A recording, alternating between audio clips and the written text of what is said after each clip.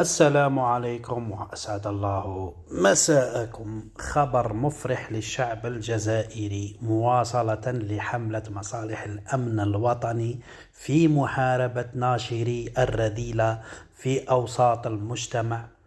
مصالح الأمن الوطني بسطيف تواصل الضرب بالحديد وتوقف المدعوة دنيا سطيفية الملقبة بالجزرة.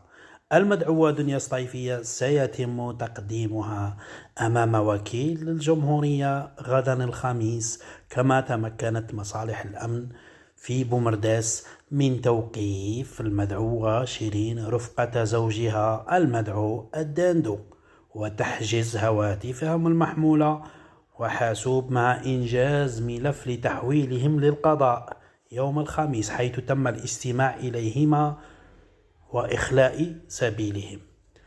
كما تمكنت أيضا مصالح الدرك الوطني مكافحة الجريمة الإلكترونية ببئر مراد رايس بالعاصمة، حيث اعتقلت المدعوة وحيدة قروج هي وأخوها، حيث قاما بخطف مناجير الخاص بها وضربه عبر بث مباشر.